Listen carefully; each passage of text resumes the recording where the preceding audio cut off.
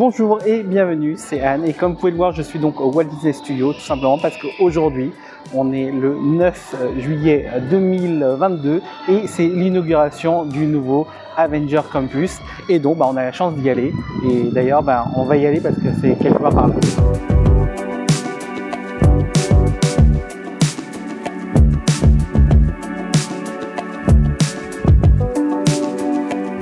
Voilà, c'est enfin officiel, l'Avenger Campus de Disneyland Paris est enfin ouvert. Il ouvrira ses portes donc le 20 juillet prochain. Je vous rappelle juste que à l'heure où je filme ces images, on n'est que le 9 juillet, donc c'est un petit accès en avant-première. En fait, il va ouvrir déjà pour plusieurs enfants, etc., qui vont pouvoir découvrir le parc un peu aussi en avant-première durant toute la période jusqu'au 20 juillet.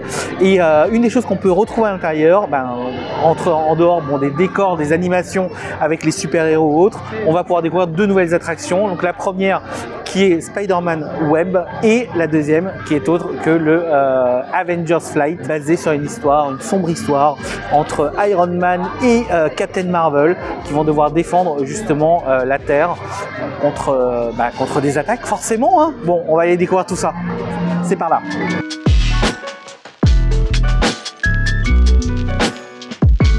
Je pense que les plus fans reconnaîtront forcément cette porte. Mais c'est pas pour cette porte que je suis là. En vrai, hop, on se retourne. De l'autre côté, on a le fameux Spider-Man Web, qui est donc une des nouvelles attractions de Disneyland Paris dans le Avenger Campus. Et cette attraction est assez cool puisque c'est un jeu de tir en fait, donc on est dans des wagons, on est jusqu'à 4 dans un wagon et on va pouvoir avancer parce qu'on doit aller aider Spider-Man à récupérer ou à détruire surtout une tonne de Spider-Bots, donc des petits robots créés justement par Peter Parker et qui partent un peu en vrille. Bon bref, l'histoire est là et je pensais qu'on allait utiliser des accessoires mais en fait non, on utilise juste nos mains et ça marche très très bien. Et en fait dans chacun des wagons, pour chaque personnage, pour chaque joueur on a des capteurs qui ressemblent vraiment au Kinect de Microsoft, donc ils vont pouvoir capter nos mouvements et c'est ultra précis, c'est-à-dire que quand on va pointer notre main, on voit vraiment que la toile d'araignée part et ça c'est un truc qui est assez impressionnant.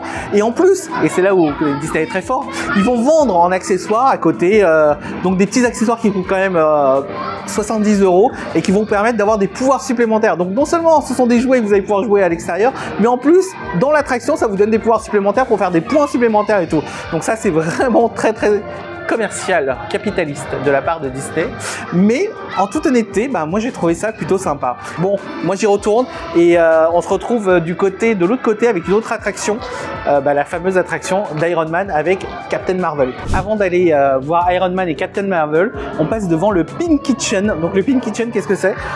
C'est un restaurant tout simplement avec des plats. Bon, on va pouvoir manger, c'est classique et tout, sauf que la petite nouveauté, c'est que les plats ont différentes tailles. Donc on a des mini Oreos, on a des très gros Oreos, on a des grosses pâtes, on a des gros sandwichs et tout. C'est plutôt fun et c'est assez visuel. Donc voilà, si vous avez faim et que vous avez de l'argent, parce que en toute honnêteté ça va coûter un certain prix quand même, et bien vous allez pouvoir manger des plats de différentes tailles et ça c'est plutôt sympa. Voilà, bon bref, on va voir Captain Marvel.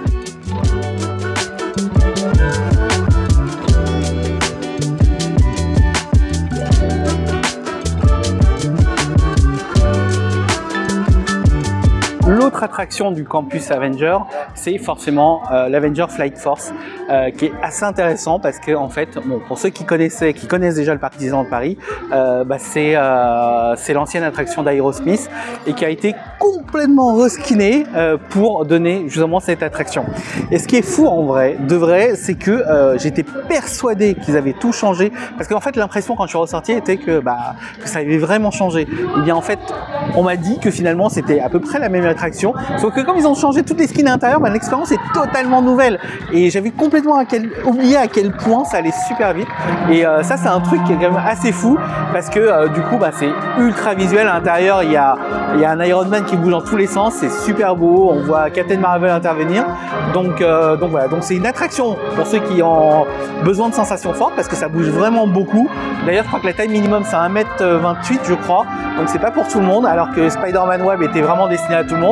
Et là l'avantage c'est que c'est sympa parce que ça manquait d'une attraction forte et là avec le Flight Force ça le fait.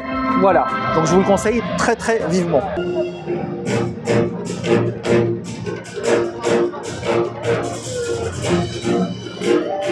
autre attraction qu'on voit pas trop, qu'on n'en a pas trop parlé, qui fait partie des grosses attractions, c'est le Training Center. Et en gros, ça nous permet de prendre des photos avec nos héros préférés, donc Captain Marvel, Iron Man, etc.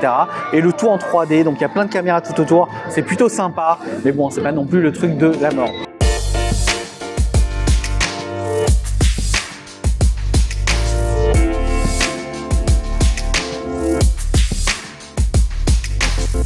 Voilà, donc avant de finir cette vidéo, on s'arrête donc dans le Stark Factory tout simplement parce que c'est un restaurant, tout ce qu'il y a de plus classique, très spécialisé dans les pâtes et les pizzas, mais c'est aussi à l'intérieur que vous allez pouvoir apprécier, on le voit déjà de loin là, un Hulk Buster en taille réelle et il est vraiment impressionnant.